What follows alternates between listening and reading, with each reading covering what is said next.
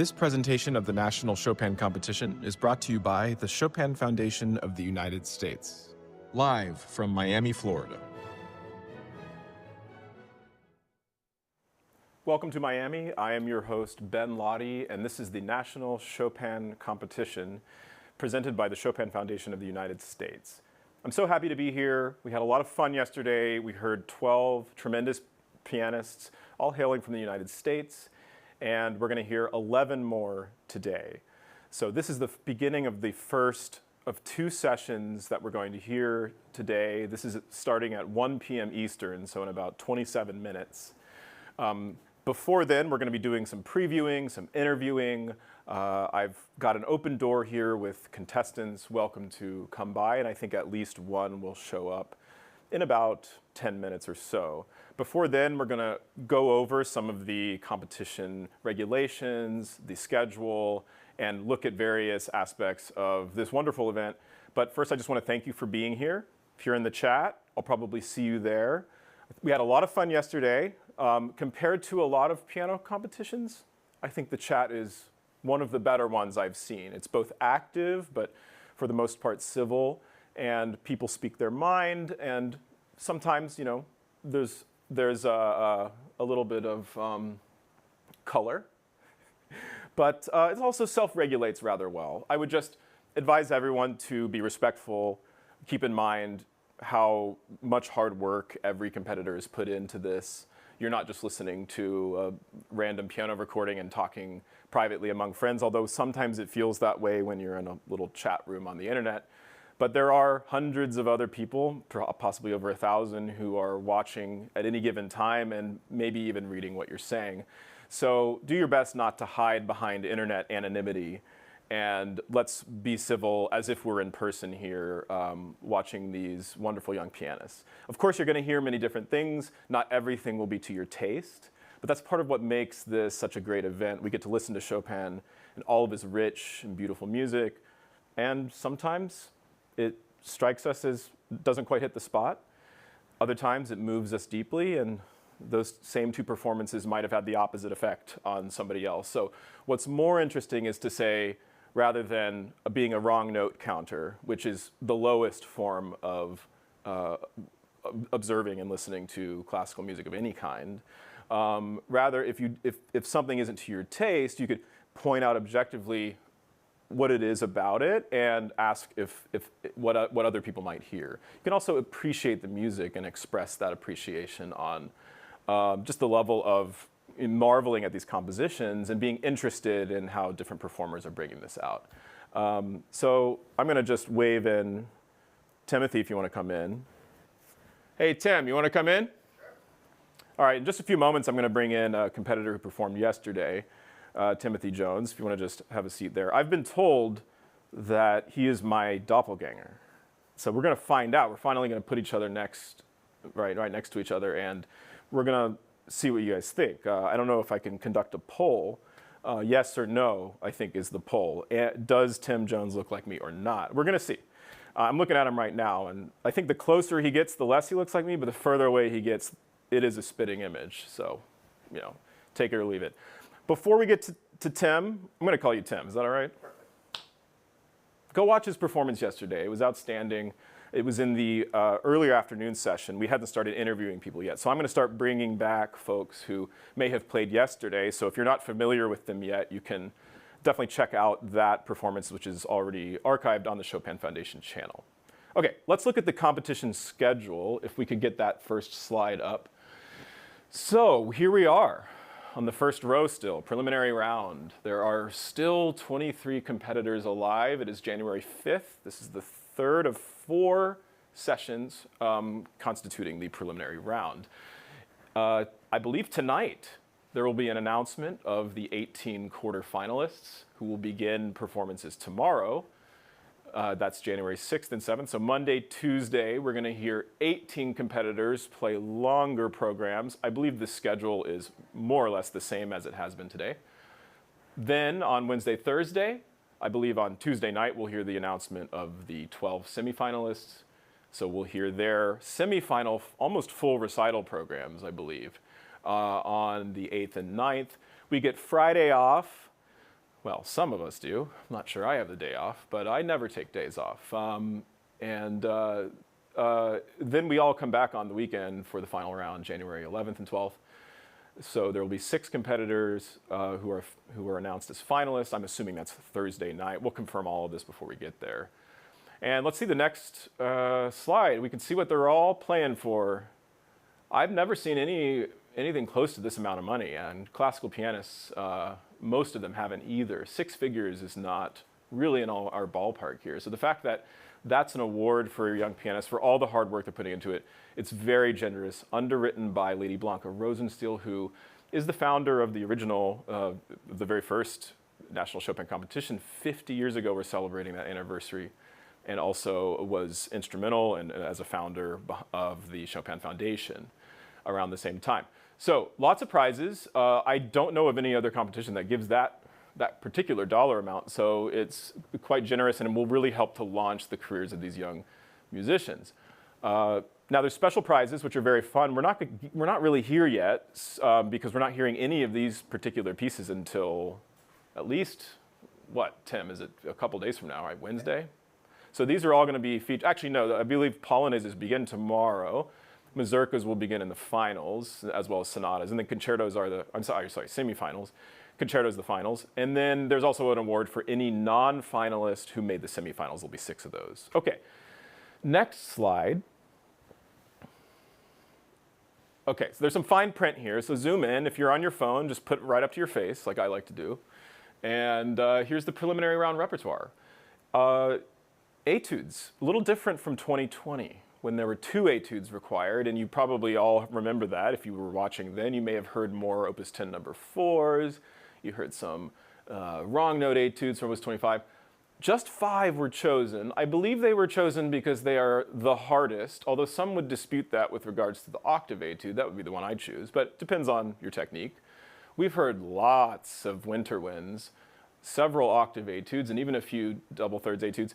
A couple of Opus 10 number 1s and Opus 10 number 2s, but we're going to be hearing more of those today.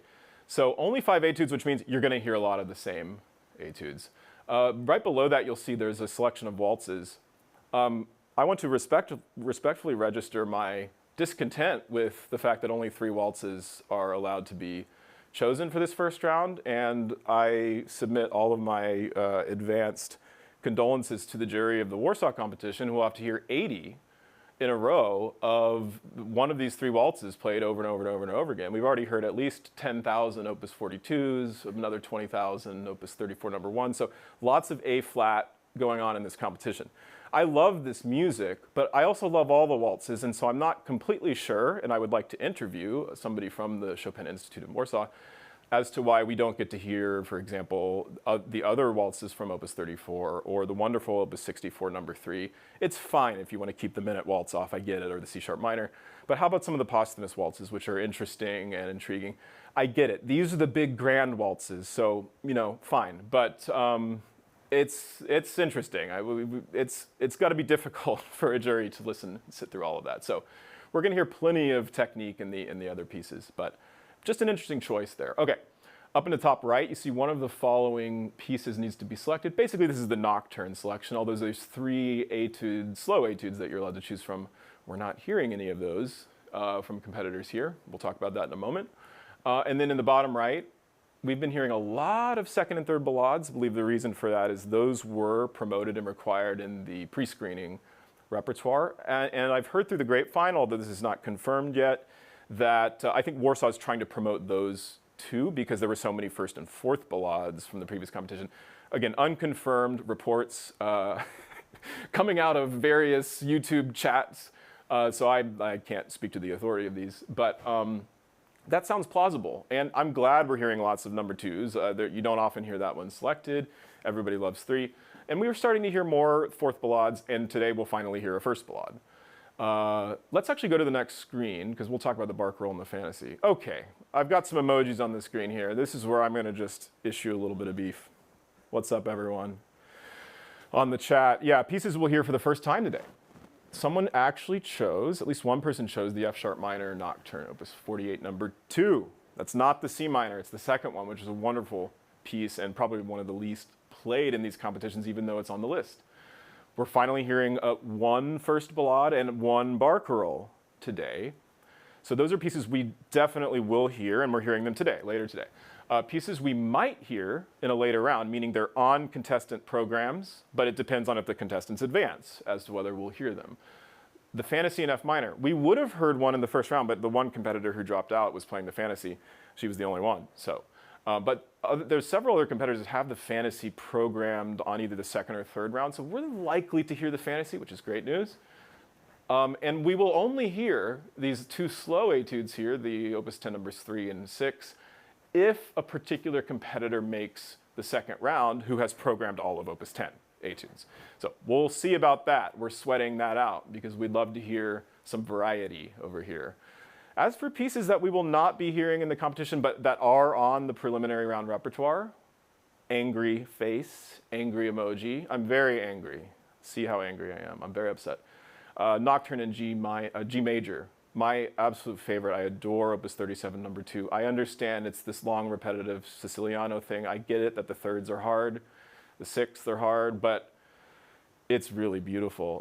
If you don't know this piece, please go listen to it because you won't be hearing it in Miami this January, unfortunately.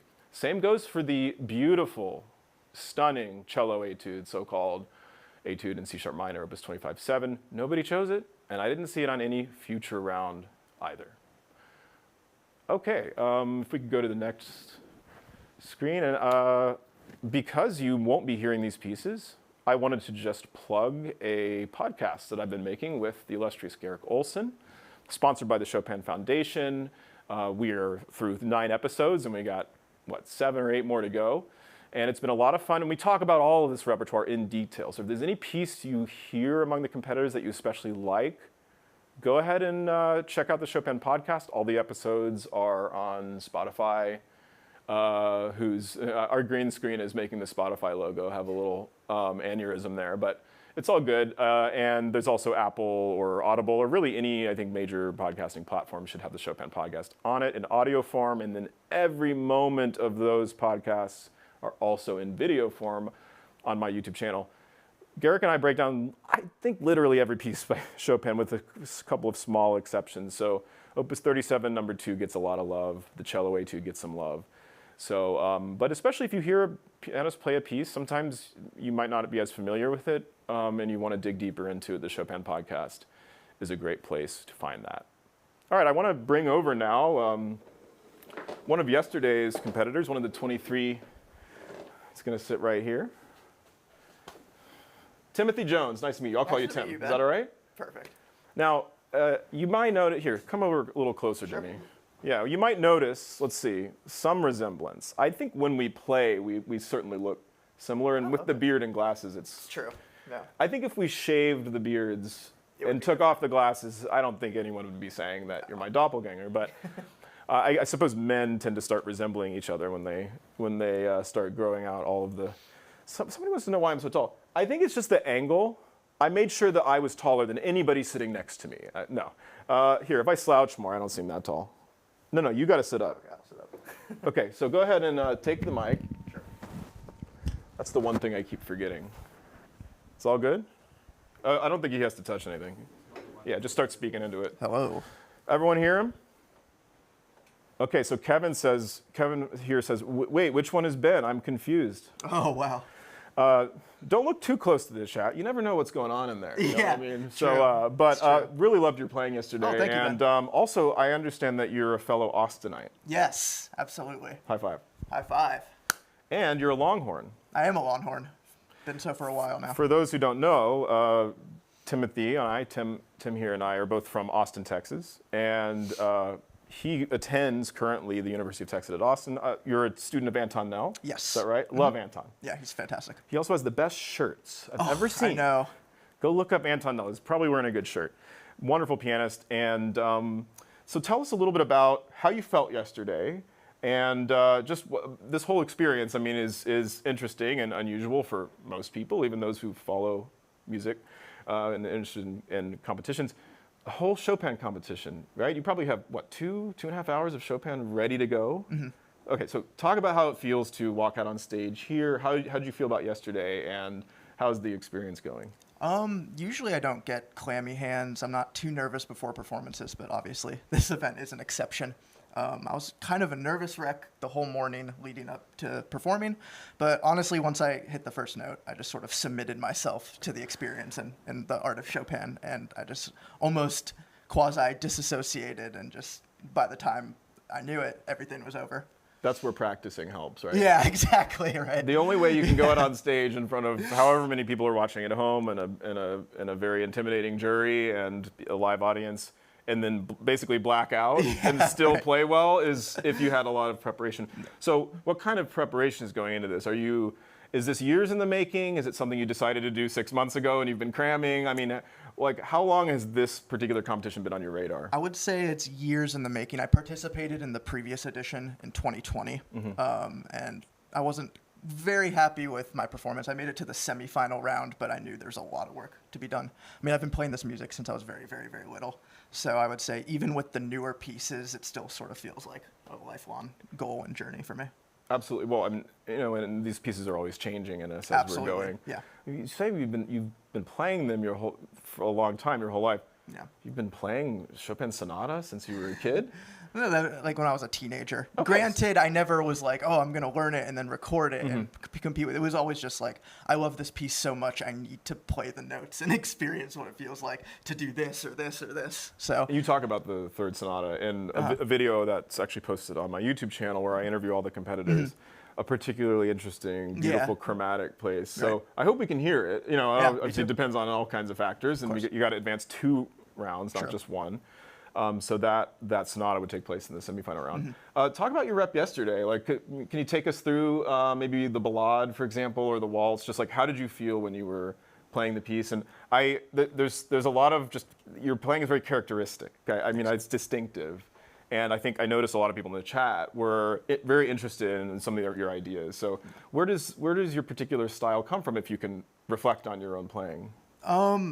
It's very personal, for better or for worse. We'll see how that ends up turning out.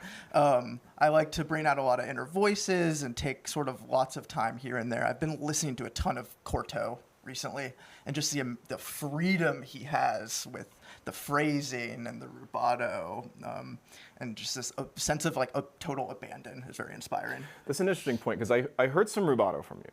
Yeah. And it didn't bother me. Oh, good. Nor does Cortot's, even though sometimes Cortot can be what we might call excessive. For sure. And in the wrong hands, I think a soupy rubato, of course, is one of the worst things you can do to Chopin. Of course, there are some viewers in the chat, they're going to prefer a tighter of course. Chopin. Others like their Chopin with flexibility. I think when you enter the flexible arena, there's more risk taking. Yeah. Because if you're going to bend something that people aren't used to hearing bent, Right. you better bend it in a way that's convincing. So Right.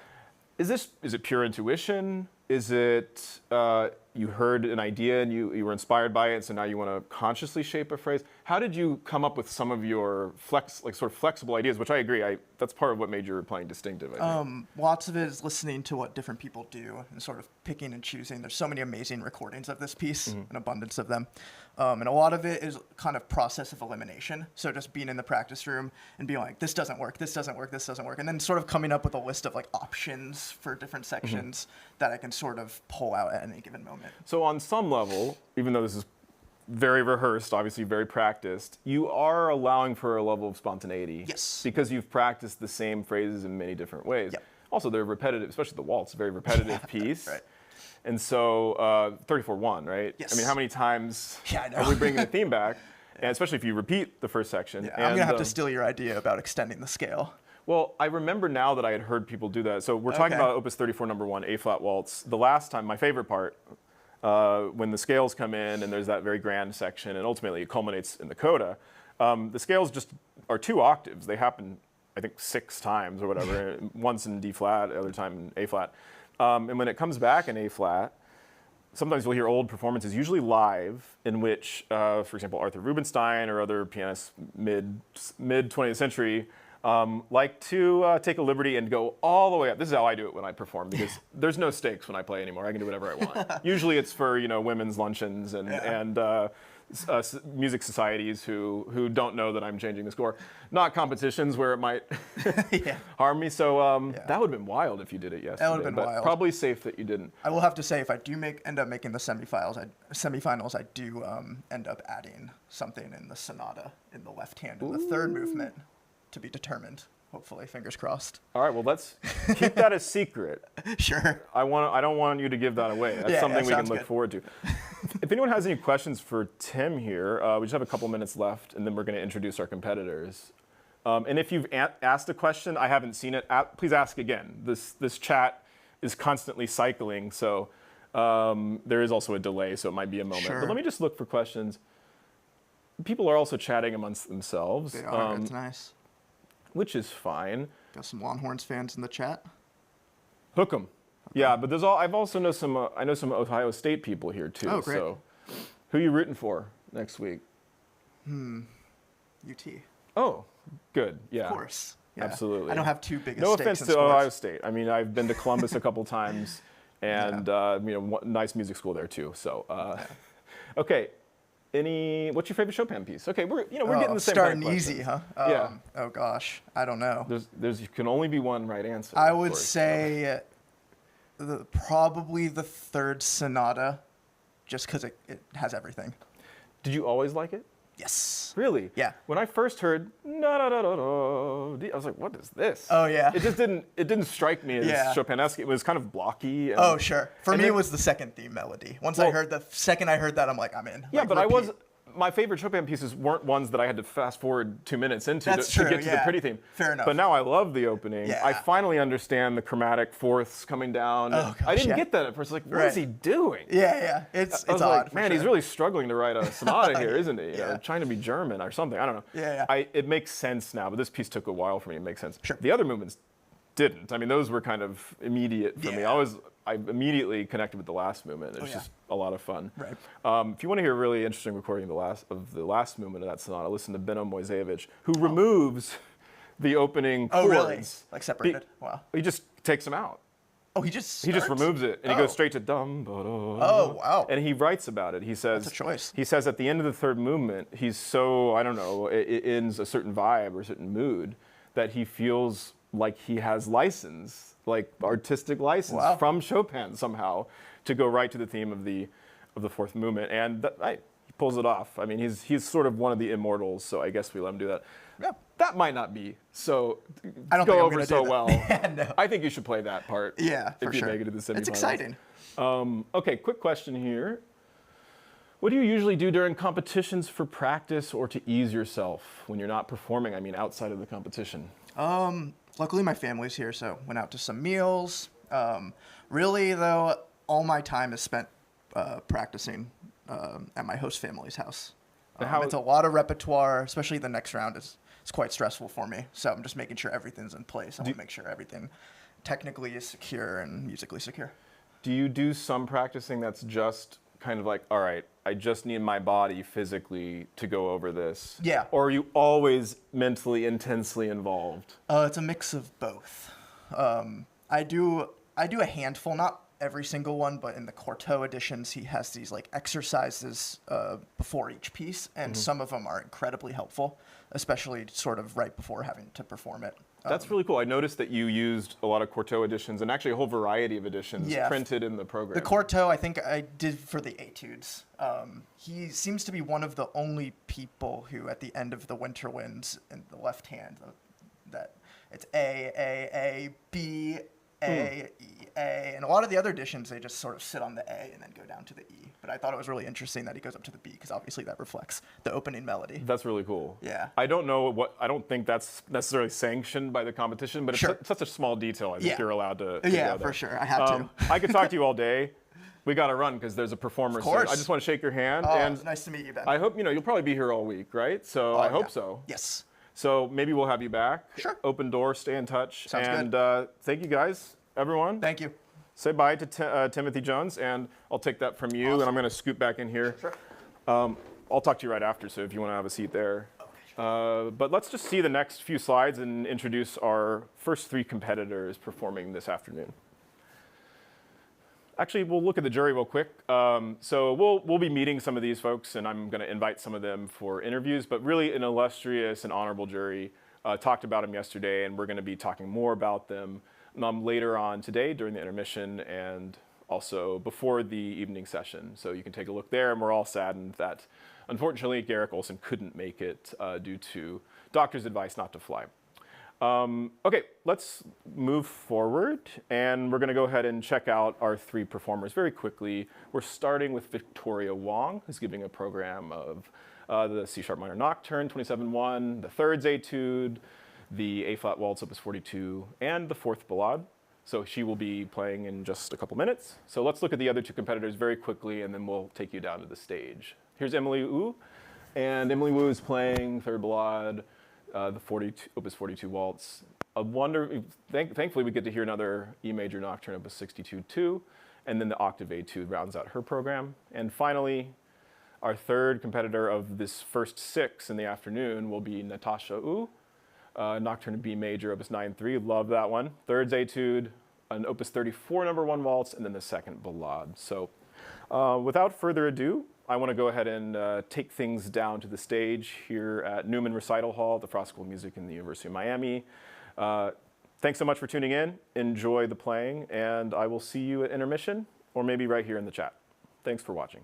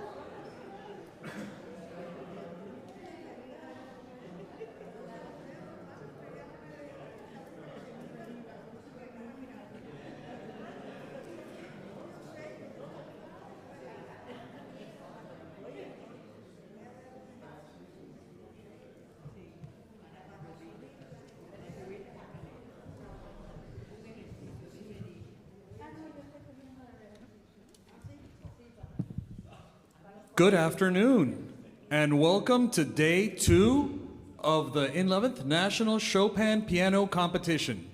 My name is Rafael Vargas Bernard, and I'm the operations manager of the Chopin Foundation.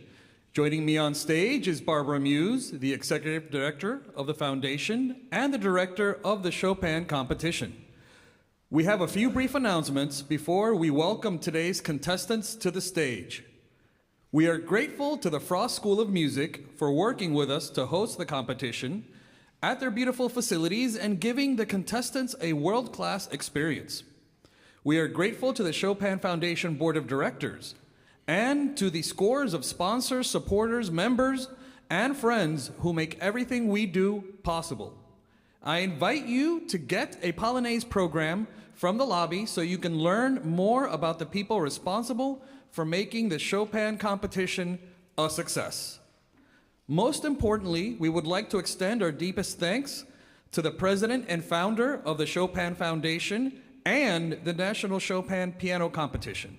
The very first competition took place 50 years ago, right here on UM's campus 50 years ago. Thank you, Lady Blanca Rosenstiel, for 50 years of inspiration.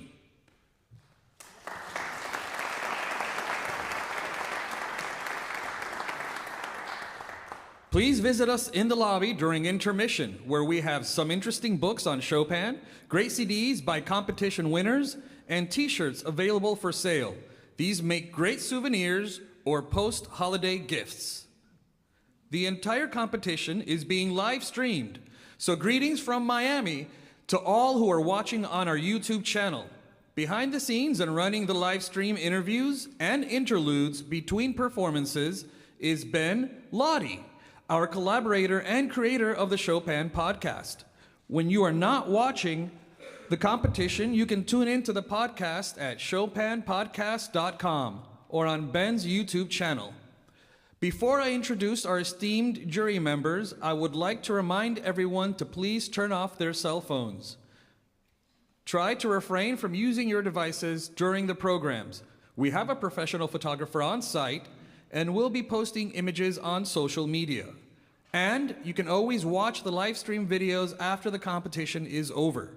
So out of respect for the contestants and your fellow concert goers, please refrain from taking any videos and photos during the performances. And for those of you who would like to brave the winter weather in Florida, this evening's session will be shown outside on the amazing window cast.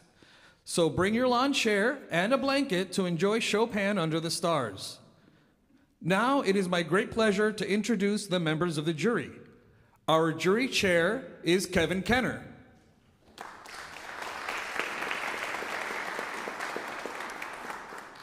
Joining Kevin is Ning An.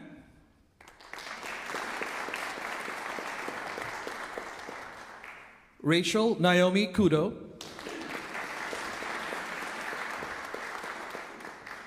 Robert McDonald.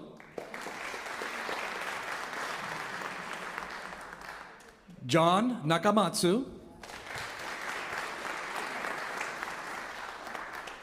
Eva Pobłocka.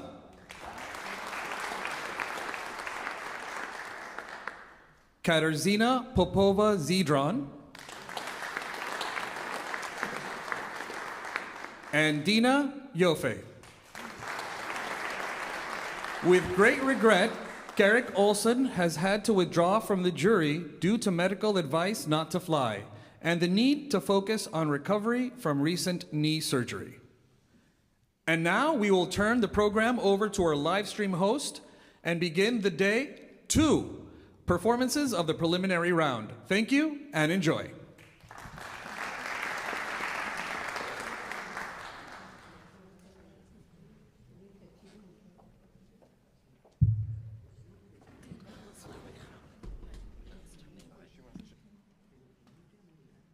Our first performer this afternoon is Victoria Wong.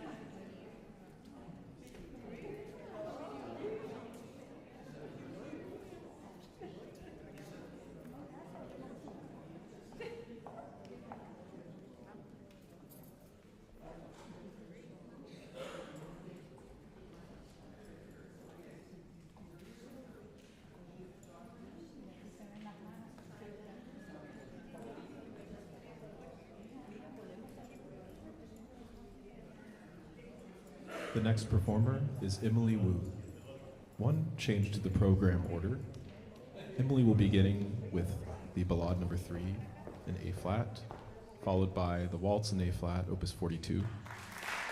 Then the Nocturne in E major, Opus 62, number 2, and she'll finish with the Etude in B minor, Opus 25, number 10.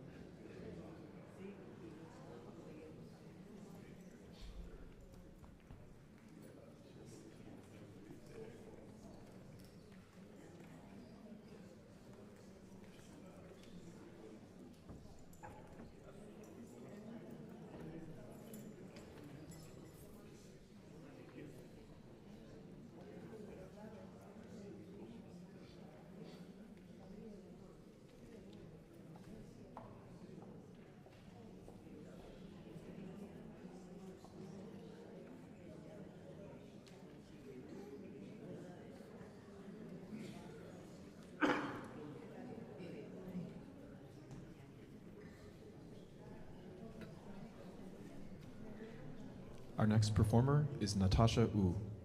There's one program change.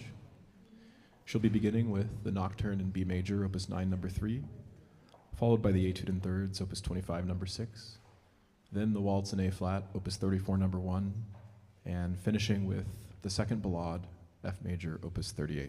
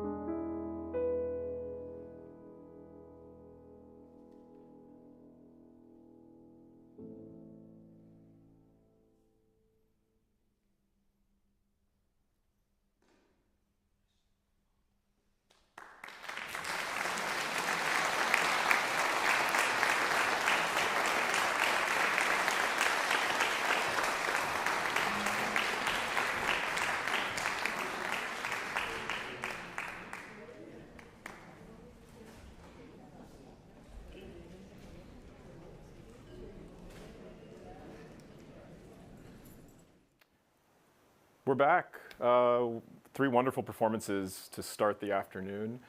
We got to hear 4th Ballade, a 3rd Ballade, a 2nd Ballade. So getting some variety, I suppose as much variety as one can get in a Chopin competition when there are restrictions on the repertoire, of course. Luckily, the music is so good that I can listen infinitely, at least in principle. And there's enough nuance and variety in these performers playing that there's always something to listen for. And as I mentioned in the chat, sometimes it's nice, although we've heard how many Opus 42 waltzes at this point, it's nice to hear it over and over again, at least if you think of it this way, you begin noticing more details in it because you're becoming so familiar with it that these nuances stand out. So, and we have a couple of performers here to join us. So I want to welcome to, what do we call this, a stage, a set? Is it okay if you both come? Do you mind? I know you're in competition, but yeah, come on over. All right, so we have Victoria Wong here and Emily Wu. And so we're going to sort of have a 3-person setup. Here is your mic, and you guys can pass it back and forth, but I'll start with Victoria. Here, come all the way on the screen. You can see up there if you're in it. I'll make more room.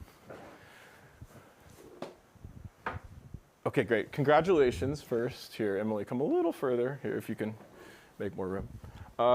First of all, thank you for coming back here. I mean, I wouldn't want to talk to anybody after I perform in a Thank you for having us. international competition. I'd probably just want to be by myself for a while, so I appreciate this. We'll start with Victoria. How do you feel? Tired. Okay, and is that common for a pianist, or especially when you do something that's draining? I think it's just like the release of the adrenaline afterwards. Yeah. Right, because of course you play even more than the 20 minutes you played on stage, but something about those 20 minutes are especially just emotionally intense. Can you talk a little bit about your feeling on stage and in the hall? I don't get the privilege of being in the hall. I'm back here. So what does it feel like? Did you feel comfortable? How do you feel like your performance went? And in general, what's your mood right now? I really liked the piano I played on. I really liked the instrument and playing in the hall, and yeah, I was happy with how I played. I mean, there are obviously things I would improve on, but overall, I'm pretty happy that I played the first round. Good. And there was an interesting question from a commenter. I'll get to that one, but I wanted to just point out, I love the just natural flow that you played, especially the Ballade with. Is that a piece you've lived with a while? The 4th Ballade? No, it's actually one of my newest pieces. Have you been listening to it for a while? Or is it still a new piece that you're still getting to know even on recordings and other performances? I have listened to some recordings of it. I wouldn't say a lot. I generally try to stay away from listening to too many recordings of the pieces I play, just so I don't get too influenced. Yeah. Yeah, I'm way past that. That ship has sailed for me. Anything I play is just a cocktail of different other people's ideas. But oh no, I do listen, but of course. Yeah. But that's really interesting because it sounded natural to you. Were there other pieces on your program that have been around longer in your fingers? The Nocturne has been around for longer. Yeah. That is one of the oldest pieces in my repertoire. So it's nice you have a combination of old and new. Yeah. And there's a lot of questions about how long it takes to learn a certain piece. So why don't I ask you about this Ballade, which is very deep, complex work. Did this one take longer than a usual 10-minute piece did, or was it something that you actually picked up quickly? How many months or years were you working on it? I don't actually recall. I do know that to play it on a performance level takes longer than to just play it by the notes. But I think because this piece is very, it's like more like counterpunto, it does take a little bit more time to learn than say and it's a little longer in length than say the 2nd Ballade. But I think it was not that bad to learn. I think just because it's such a popular piece that we hear it often. Yeah, absolutely. There's an interesting question from one of the commenters in the chat. They want to know if Chopin had lived a longer life, what piece would you have liked him to write? Or what, I guess I should say this, if he could have added another composition to one of his genres, what would you like to hear another of? Another Ballade, another Nocturne? What do you think? I would say Ballade because my two favorite works by him are the Polonaise Fantasy and the Fourth Ballade. But not another Polonaise. Another Polonaise Fantasy. What about maybe? a Ballade Fantasy? Huh. They're already Interesting, sort but of. they're kind of like fantasies. I think so. Within like a structure of a. Fantasy is kind of a catch-all term for any Chopin work. It's some kind of fantasy. Once you attach the word fantasy to a piece, though, it gets very popular. You know, the fantasy impromptu. I'm assuming, has everyone in this room played the fantasy impromptu? Is this just a standard piece that every pianist plays at some point, or? Surprisingly, I never played it. Emily, what about you? Here, you want to take the mic? I've never played it too. That's okay. It's not the greatest piece you ever wrote. Scoot in a little bit more. I don't want you to be too far off camera. Beautiful playing. How do you feel? I felt great, but also nervous. Nervous? Yeah. How do you handle nerves? Do you have any kind of approach to that, or is it just It's actually really simple. I just eat chocolate. chocolate? Yeah. What kind of chocolate? Dark? I mean, they just gave us chocolate yesterday, so I. Oh, so this isn't a usual thing. It's just here, chocolate has been your solution. Yeah. And that calms you? It worked today. You know what's interesting is that singers are not supposed to eat chocolate before I they know. perform. Yeah. Are you a singer? I'm not. You're not, but I'm yeah. not. But yeah, that for whatever reason, that's not the best thing. So, chocolate, it takes you sort of to your happy place before you play Chopin. Yeah. I heard so many details and lines in your playing. Are you? What is your approach to learning a piece? I know Victoria just said she doesn't want to listen too much to a piece. Other people are different. I listen to lots of recordings. You know, I like to get a sense for what people are doing. Where do you stand on that topic? And when you're bringing out some of these interesting inner lines and details, are these things you discover yourself? Does your teacher point them out to you? Do you hear another pianist do them? How do you form that kind of interpretation? Actually, all of these apply All to of the me. above? Yeah, and I think what I did is just a combination of everything, so I think it's really helpful for me. Yeah, and I want to ask because, let's see, I think you both played. We heard a thirds etude from Victoria, and I don't know how you get the guts to do that, but what made you choose the octave etude, I'm wondering?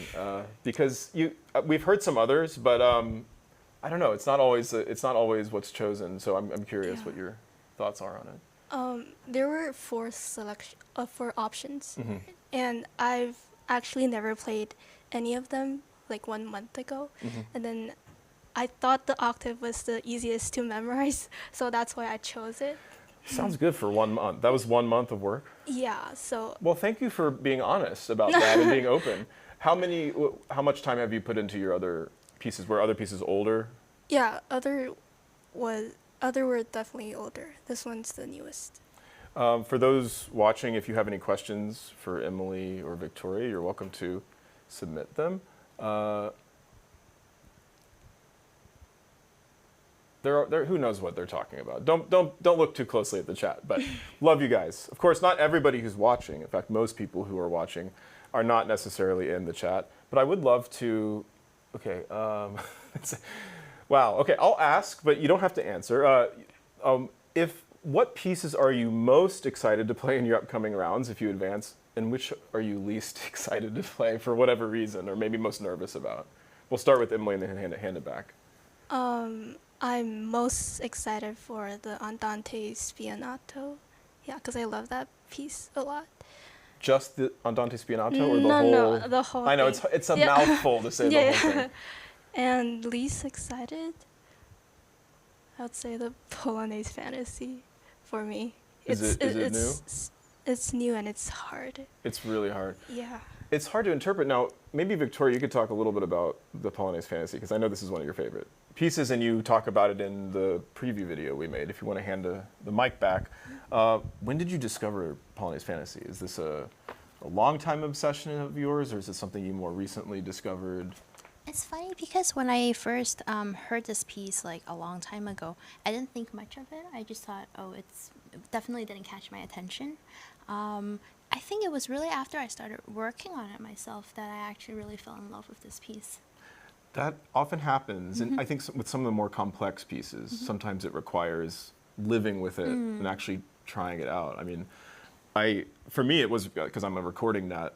I remember I had an old Horowitz CD where the Polonaise Fantasy was on just a compilation of different performances. And I had loved the heroic Polonaise. And I was like, what is this Polonaise Fantasy thing? It's like twice as long. I liked some of the moods, but like I couldn't follow it for a while.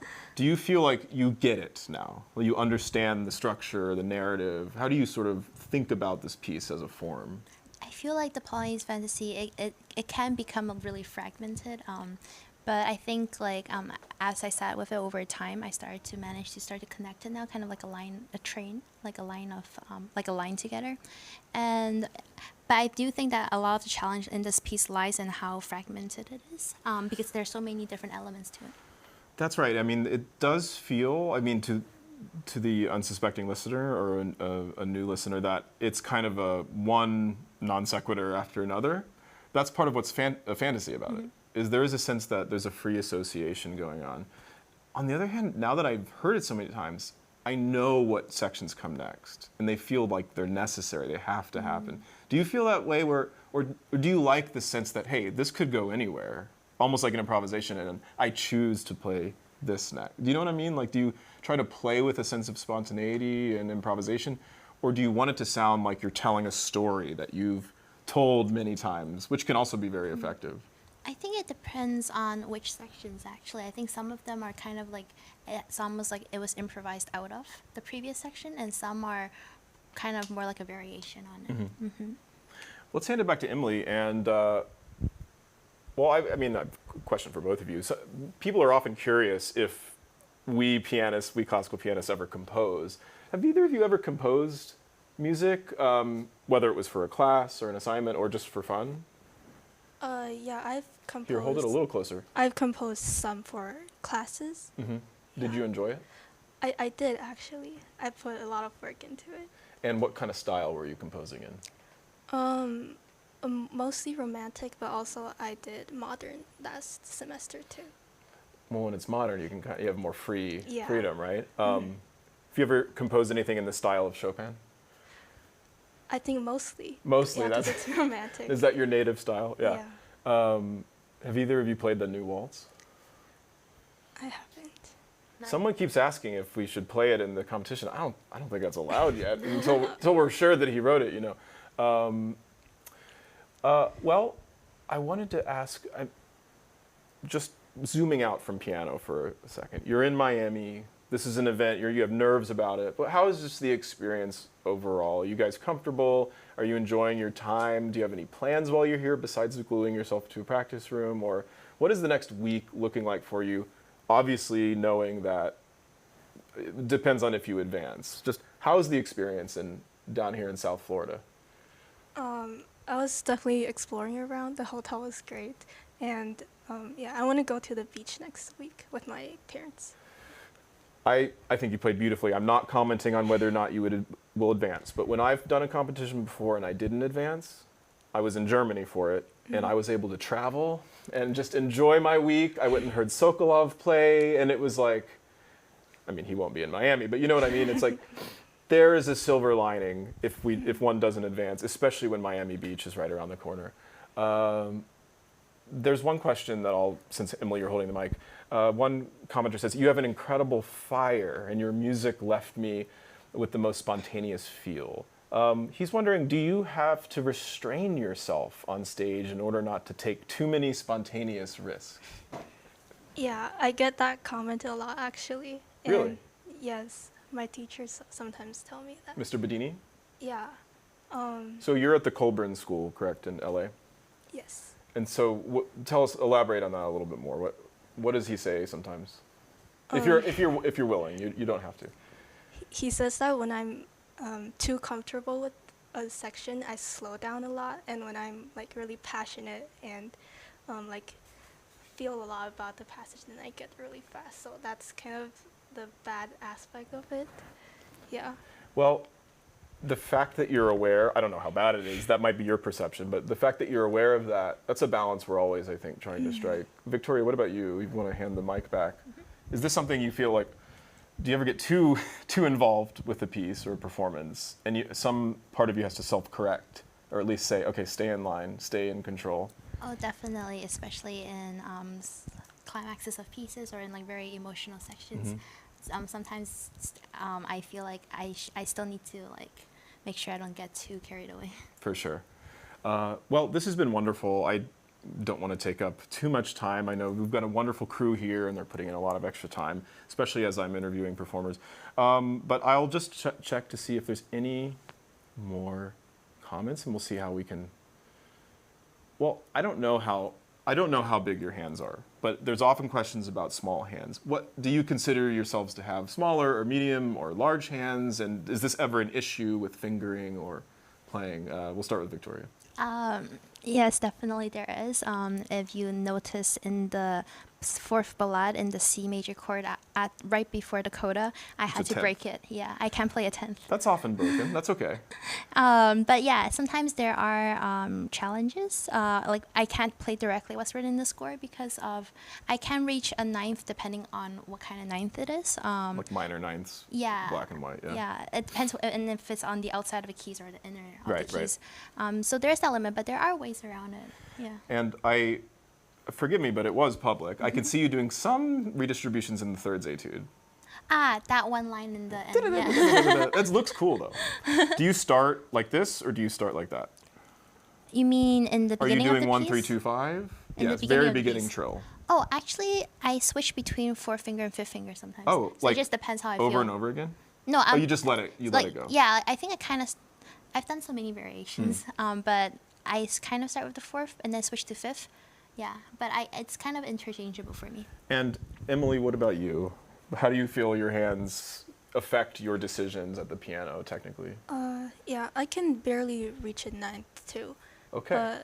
But my piano teacher from middle school, she taught me a lot about relaxation, and I think it's a really important topic for pianists to learn about relaxing your hands when you're playing big chords. Can you just demonstrate with one of your hands? Because there's a lot of, I get this question a lot, and there's a lot of pianists who think that they can't play at your level because their hands are too small. So maybe if you can demonstrate that kind of relaxation you're talking about when you need to play a larger chord. So before you're playing, your hands are mostly stiff, right, sometimes. Yeah. And then when you practice, you make sure your first finger is relaxed, and you kind of like move like this. So you make sure your whole hand is relaxed. So right now you're, just so they can all see, you're balanced on your thumb. Yeah. And it's like an anchor, right? Yeah, so you make sure it's relaxed, and then you move on to the next one. Can you hold with the right, hold this with your right hand and show with your left so they can see your same. thumb anchor? Do you see how she's anchoring the thumb? And so your whole hand is relaxed. And then like your this. hand can contract and expand like a snake. Yes. Yeah. Something like that. That's really cool. I mean, that every pianist has to figure that out. But especially when you might have more strain with reaches and things like that. But I mean, I have medium to large size hands, and I still struggle with tension. And so I actually think, maybe I'm wrong, I don't have small hands, but I wonder if smaller hands, overcoming the challenges of smaller hands, can help one be looser, because there's no way to play otherwise. Yeah. I often notice sometimes that pianists with smaller hands seem to be almost have more facility, because they wouldn't have gotten to that point in the first place if they hadn't figured it out. Do you feel that way? I do, because bigger hands is definitely an advantage for pianists, but I think having small hands is also kind of helped me a lot to like explore different kinds of aspects of it. Well, people are really enjoying this conversation. I should cut it short now. That was 15 good minutes. Thank you so much to you both for taking the time, especially after you play.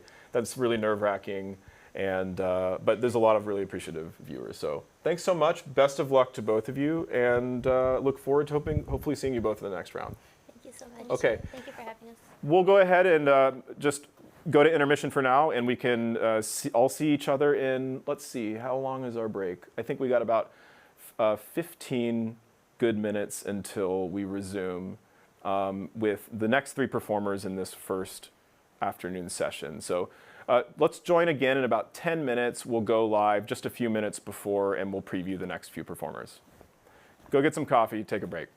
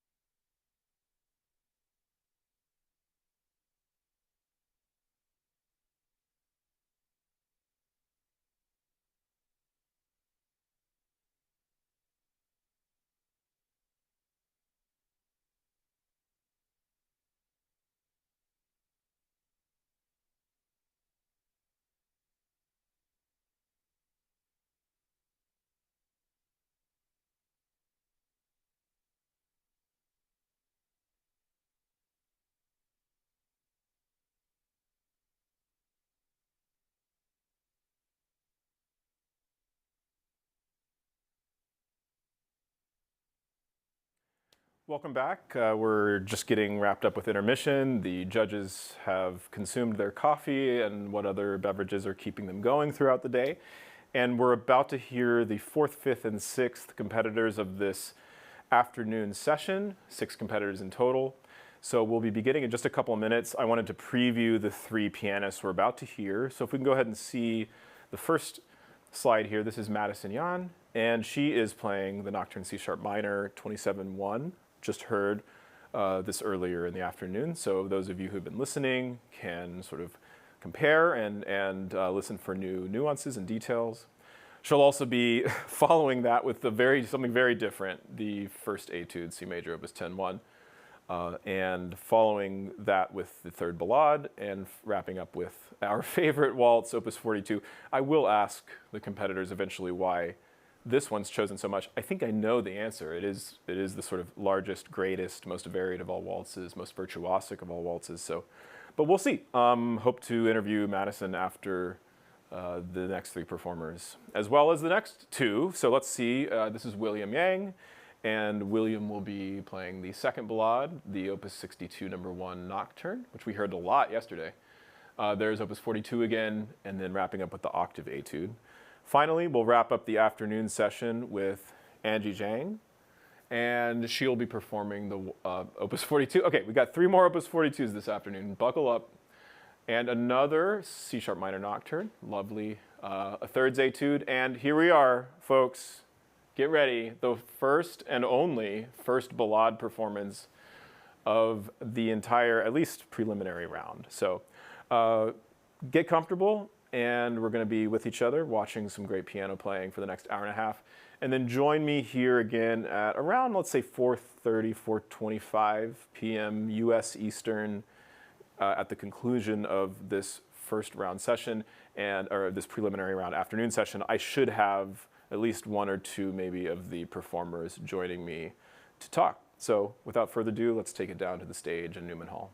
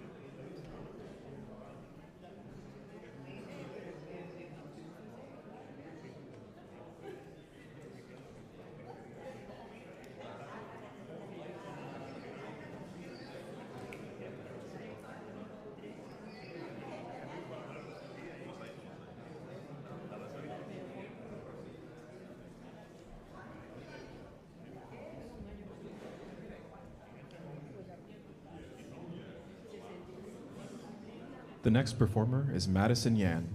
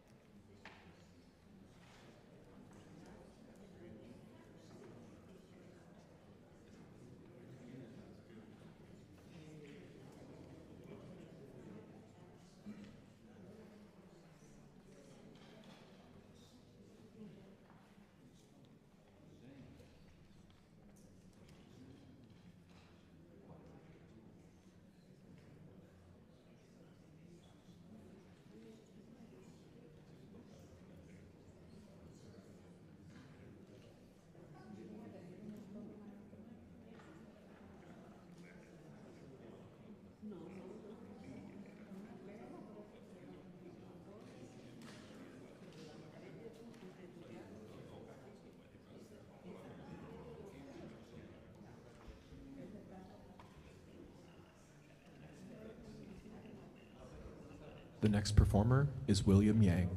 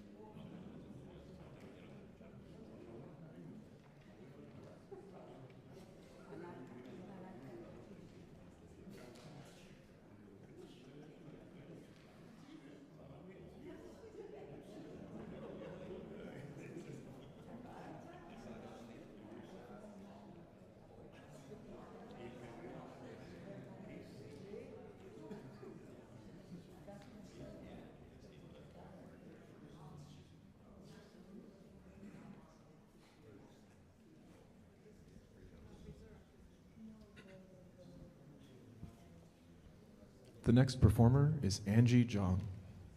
One program change to note. She'll be beginning with the Waltz in A-flat major, opus 42, followed by the Nocturne in C-sharp minor, opus 27, number 1. Then she'll play the Etude in G-sharp minor, the thirds, opus 25, number 6, and finish with the Ballade No. 1 in G minor, opus 23.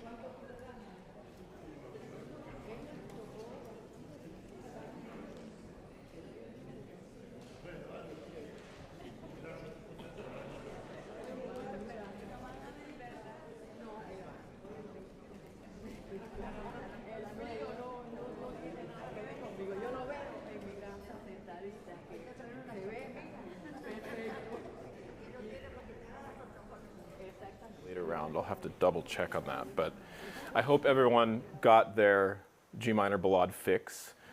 And you know, it's a shame we're not hearing more, but that was a splendid performance. I hope we can get Angie Jong to come up here and talk. We will have Madison Yan in just a moment. I think she's a couple minutes away, so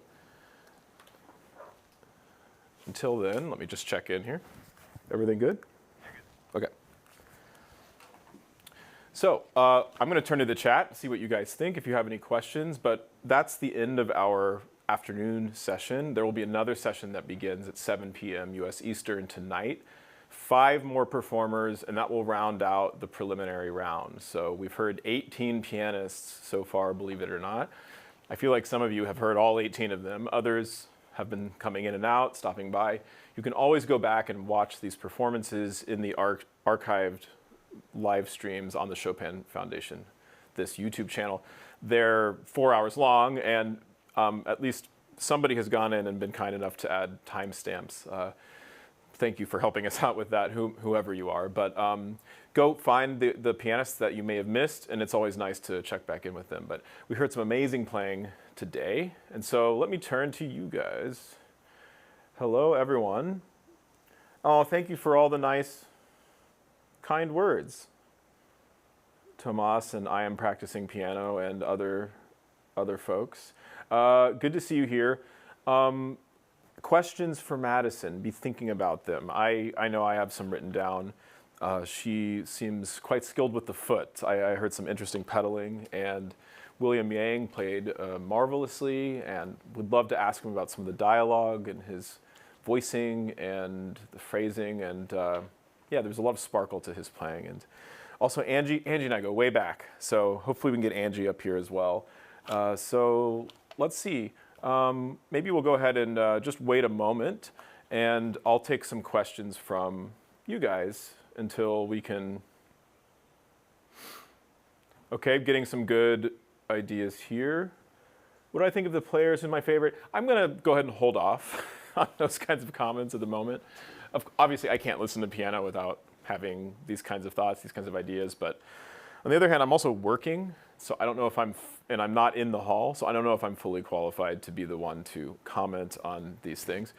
But I've heard a lot of interesting playing and lots of personalities, and it's been a whole variety. I appreciate that every pianist seems to have a unique, set of tools and skills and perspectives on the music. So I don't know if you guys noticed that as well.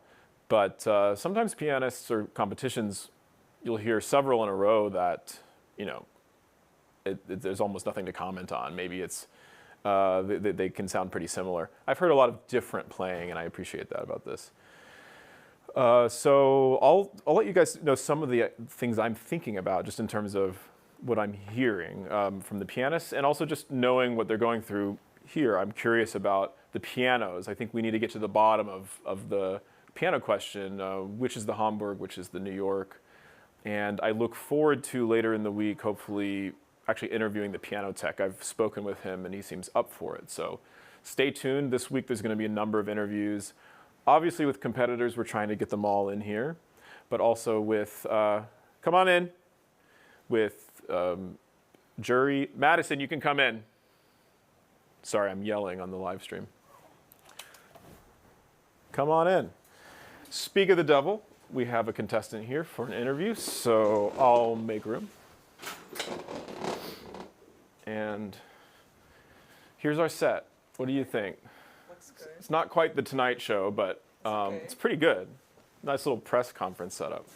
Congratulations. Thank you so much. Should How I do you talk feel? into this? Yeah, just hold it close to you. It's on. You don't need to touch it. Just kind of, yeah, that's good. I know it's always weird to hold the mic. I have this thing, so Okay, I'm lucky. Cool. Okay, I gave her the wrong mic. Okay, take this one. That was my first microphone mix-up. I have 3 microphones I'm dealing with. Come on in. Hey, Angie, you can just sit there and we'll hang out for a bit. So just so everyone knows, I have the hall mic, so I announce the competitors. Okay. And I can pronounce all your names because I heard you all say them in the video. That's smart. So it's Angie Jong. I said it wrong earlier on the broadcast, but I corrected it in the hall. And Madison Yan. Yes. And bravo today. How did you feel? Thank you. I felt good. I think there's a lot of anticipation going up to it. And now that I'm done, I feel like just so much more relaxed. And yeah, on stage, I felt good, but I did feel like a little cold and maybe a little nervous. Is it cold in here? I think I was just more nervous. Yeah, because sometimes it can be a normal room temperature, but then our hands will get that fight or cold. flight Exactly. response. How do you typically deal with that? Is there a way to sort of push through it, or do you actually try to back off and kind of go inside and meditate through it? My like routine is a little strange. Backstage I'm just like stretching and doing all sorts of things, like jumping around. I tried to just stay on my feet, not sit down, because when I sit I feel like I just curl up a little bit. So I think stretching, being active helps relax me, and that's I do. I have the score to the third ballade here. I would love to dive in. This is the Etude edition. Is that the one that you learned it from? Well, there's Angie's ballade. I'll ask her about that in a moment. So this rocking horse section is, I think, not notorious, but it's famous for very specific pedal markings from Chopin. And I wasn't actually following the score when you were playing it, but if anyone that wants to pull it out, it's on IMSLP, at least one of the older Etude editions is.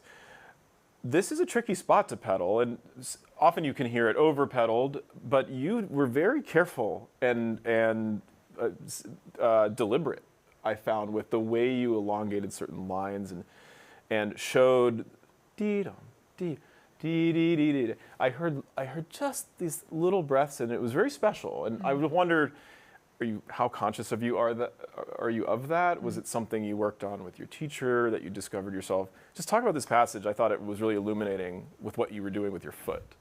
Yeah, for sure. It was definitely a conscious choice. I think this first time that the theme comes, there are little breaths of air, like for example here. Let's give a measure number. Measure 55 if you're following at home. And yeah, it's just throughout this first time that this little thing comes in, and then later on when it comes back, the pedals are more full. So I wanted to show that contrast. I also wanted to lean into maybe like the playful side of it.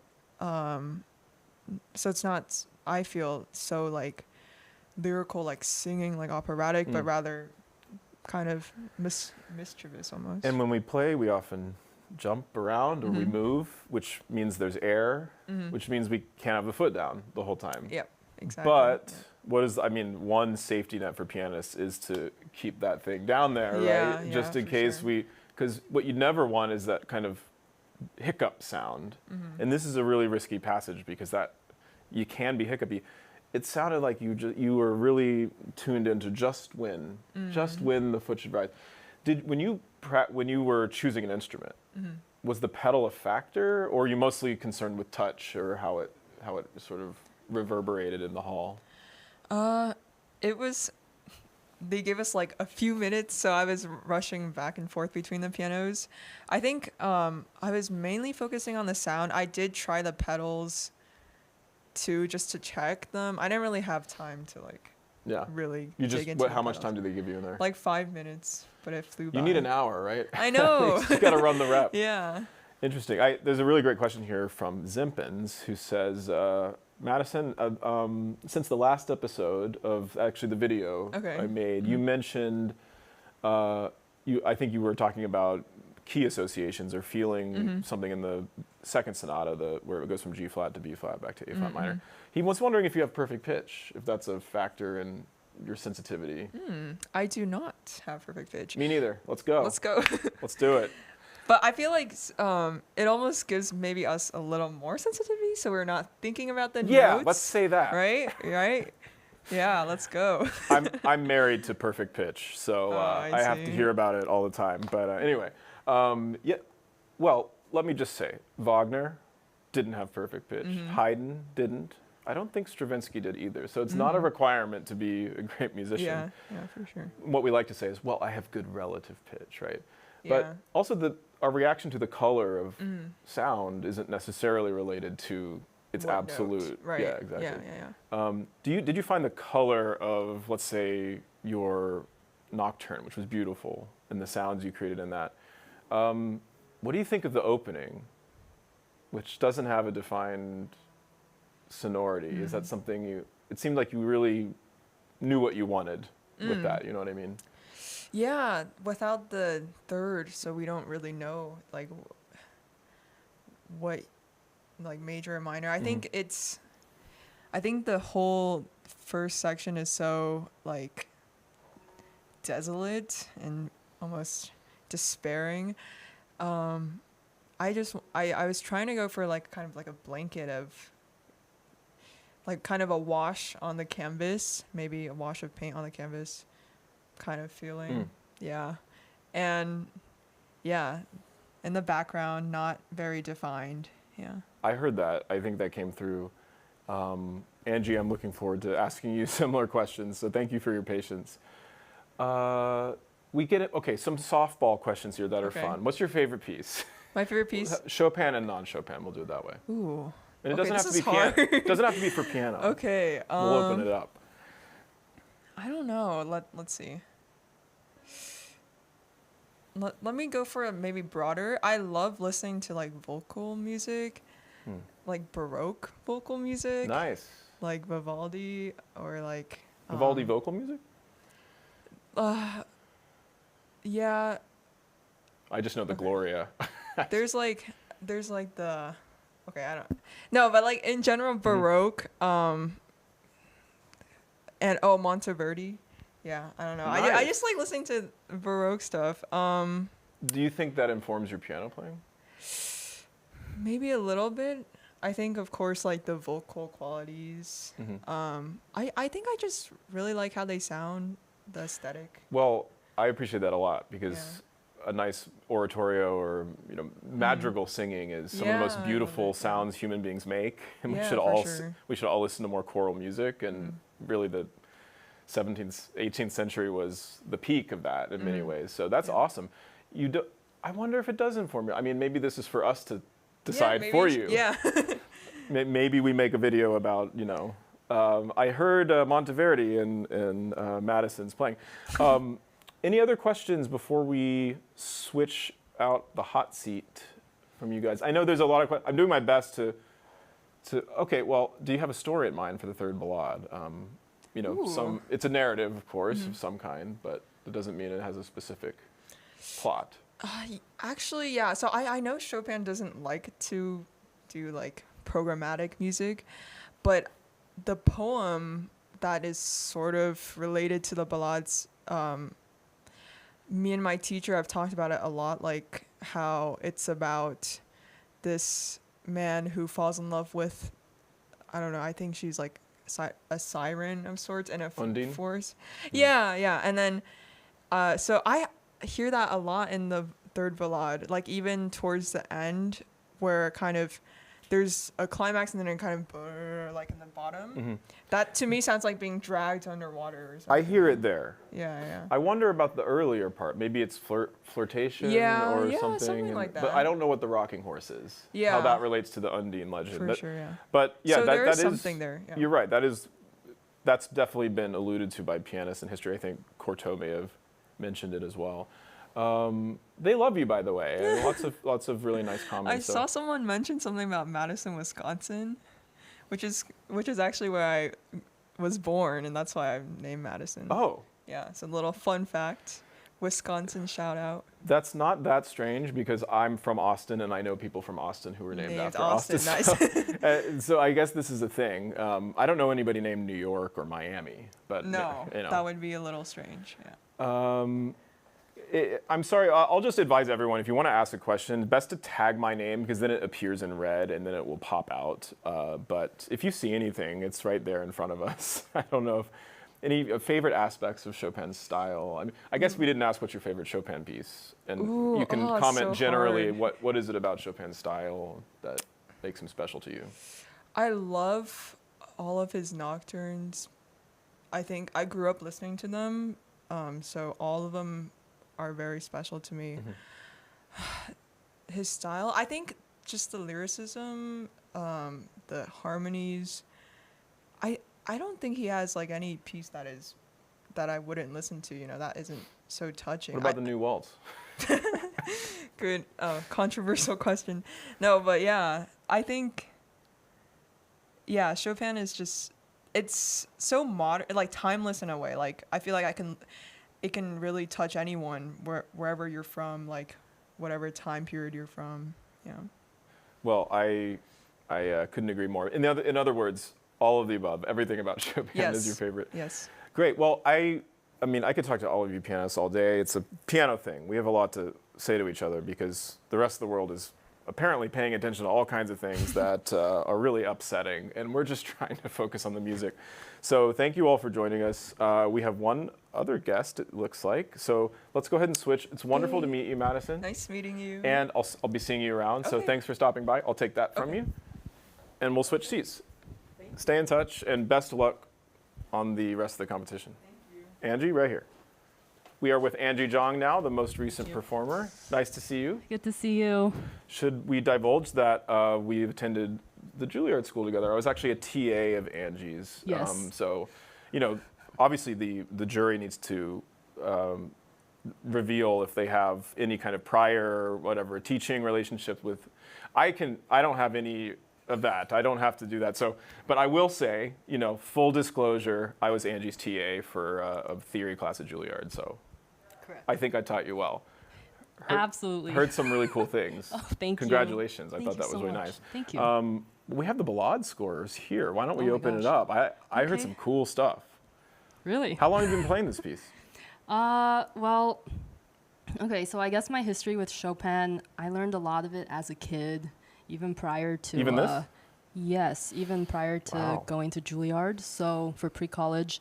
So, I don't know, I just, you know, I had a really good teacher out in Oregon, and my mom is also a piano teacher, so they both felt basically that instead of going to a lot of kiddie competitions, that I should just learn repertoire. It's like building up, you know, for our future. And so, you know, now that I'm older and I look back, I think that that was absolutely the right thing to do. And it just provided a good foundation for me to kind of revisit. It's like revisiting classics, and you know, you can't just read one Shakespeare So this is like play. it's like an old friend, basically. Yeah. G minor Ballade. So Yes. you've lived with it a long time. How has it changed, developed over time? And yeah. the more specific, the better. Like, if you can For even sure. scroll to a specific passage and tell me, I used to do it this way, and now I like it this way. Yeah, I'm very curious. Yes, I mean, I think, well, full disclosure as well, I learned them as a kid and then as a teen probably, and then I kind of, well, definitely during undergrad and grad, and actually for most of my DMA, I didn't do much Chopin after. Like, the only big piece I really delved into was Polonaise Fantasy. I played some performances of Chopin E minor concerto. I also did the cello sonata at Yeah, it sounds like Juilliard. you stayed away from Chopin. For So I didn't do sure. a lot of Chopin, but I think it just stays with you. And so let's see, going into the Ballade. It's amazing these are kid pieces for you, but is that hard to Yeah. work things out that maybe were habits back then?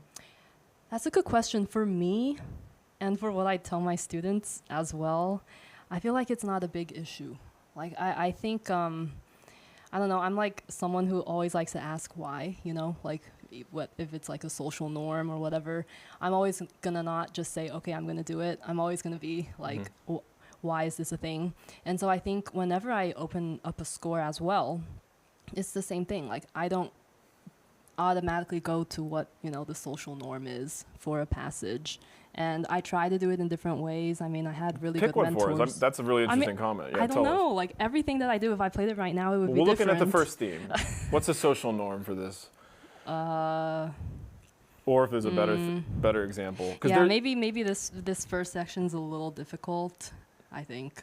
But I will say every time I play it, it's different. Yeah, the first So, theme. Yeah. Well, there is a choice here.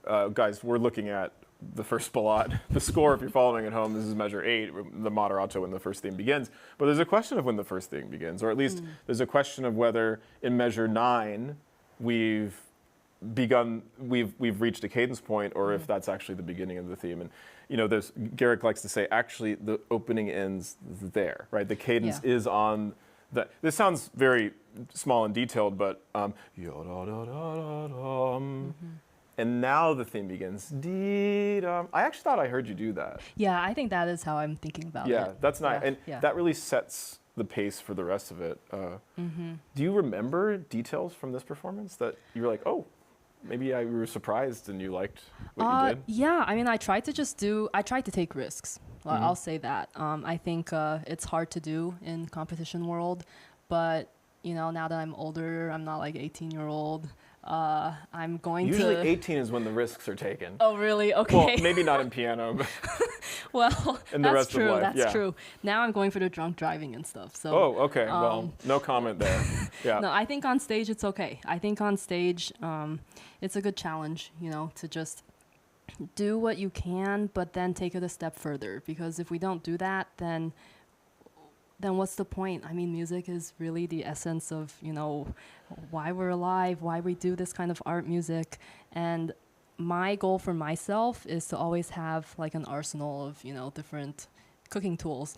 And when I get somewhere, depending on what I did before, what the story is, what the narration is, I'm going to kind of change how I play the next section, or even the next note, or the timing. Well, you served up a nice omelet for me here in my favorite section. Bar 106, for following at home. Obviously, this is probably everybody's favorite passage, if not the coda, right? This is Was the it most okay? famous. It was great, That's yeah. good? Okay. I honestly, I had to use the restroom, and I was like, I need to do it before the interviews. I see. And I was like, okay, I can hear Angie while I'm in there. But you were about to get there, and it was so satisfying that I just had to stay, even though I was, a little bit compromised while sitting here. Am I oversharing? Any case, let's see what the viewers at home have to ask. Oh yes, shout out to the rowdy chat. Yeah, the rowdy chat's here. Love no, you they guys. get rowdier at night. No, I know. I was there at night. Oh, were you? When you said rowdy chat. They have somewhat. They're on their best behavior here on Sunday afternoon, aren't you? Of course, so many people watching right now are not in the chat, so let's not confuse the chat with the That's very true. all viewers. Yes. Any advice for young pianists? We'll ask both of her questions. What's your favorite ballade? That's a hard one, and I'll tell you why. I think it's because every ballade tells a different story. So for me, I can't just choose one Hunger Games book or one Harry Potter book. It'd be really difficult. Is it one of these things where you kind of do favor one at any given time, but then it changes? Or do you always love all of your children the same equally? No, literally, I'm not lying, but I literally love every ballade the same. Well, it's true. I mean, people have been arguing, what's the best ballade? What's the worst ballade? Yeah. And I loved someone's comment. They said, there is no worst ballade, which is I like just that. well put. Yes. Actually, shout out to Zempins with all the best questions. No offense to other questioners, but these are really nice playing. He's always asking insightful questions and clearly is thoughtful and is aware that you were in the the Chopin historical performance competition. I don't know its exact title in Warsaw. Oh. You did very well in it. So can you talk about playing on these period instruments, something much more like what Chopin would have known versus, was it a Hamburg or a New York for you out there? Hamburg. You played the Hamburg. Yeah. So tell us, what's the difference between playing a Hamburg Steinway and I guess a Pleyel or whatever you might have played on? An Erard, yeah. And also a Graf.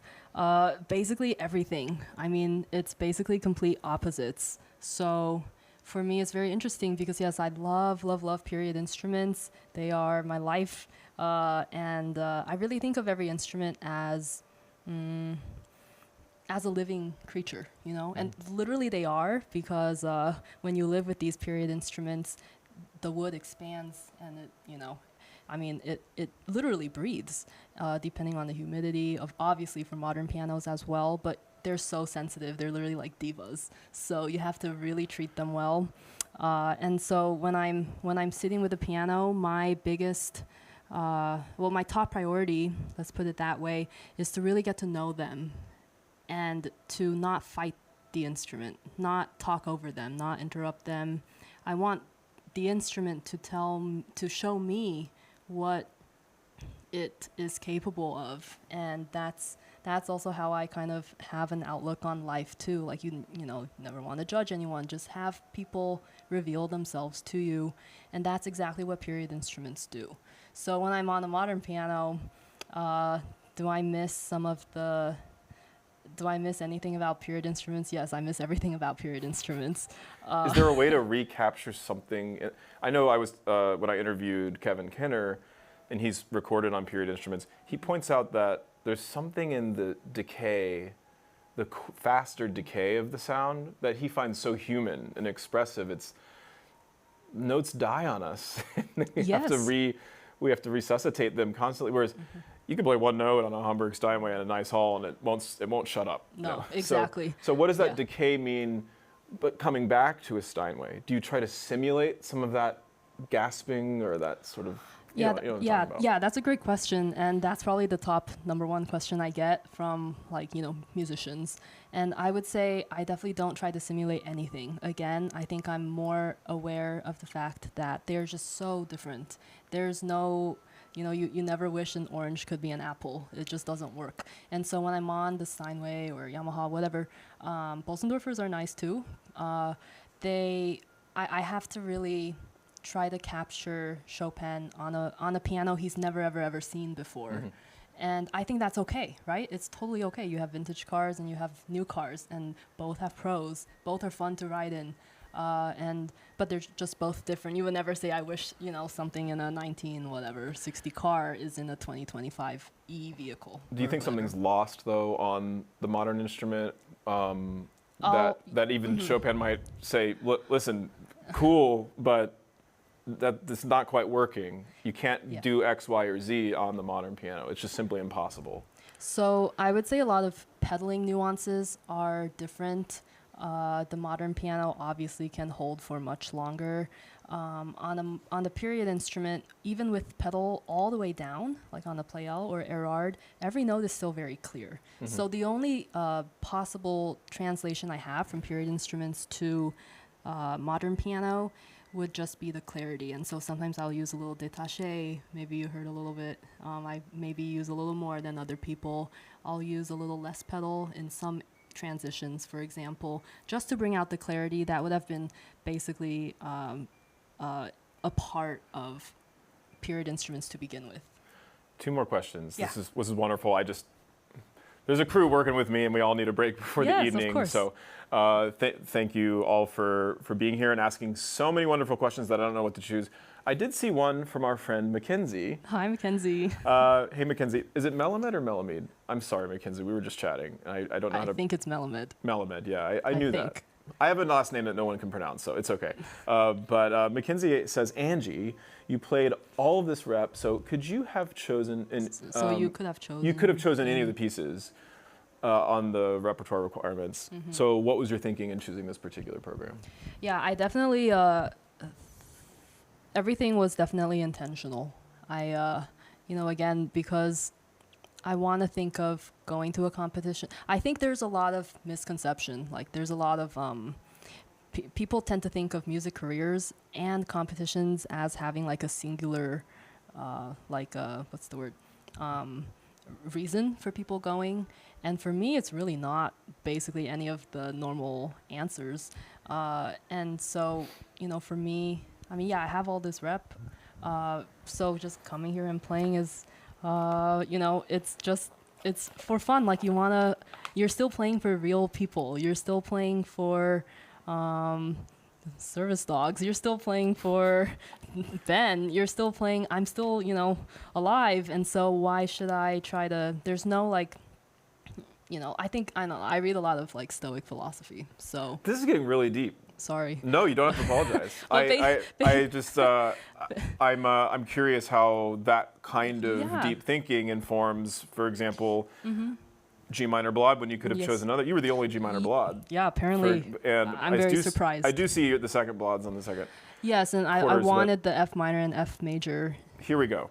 To be together. I think it was they made it almost impossible to have good programming for the preliminaries. Exactly. Because you were limited with your waltzes choices and the Etude choice. So there's almost no good harmonic line. I thought about that, yeah. Yeah, I think actually somebody should look this up, but it's either A flat or E flat for the Etudes. But then, I'm sorry, for the waltzes. Yes. For then the Etudes are C major, A minor, G sharp. Actually, G sharp minor, A flat could have been a little playful thing. Yes. But otherwise, it was very hard to have some kind of logical, both stylistic mood or key program in the first. But the second, Angie will begin if you make it to the next round with the fantasy. we're all looking forward to that. So I suppose you. we're rooting for you, at least for the program, if not for the playing too. Yeah. We haven't heard of Fantasy yet. So you might give us our first one if you can make it there. And you follow it up with the so-called F major ballade.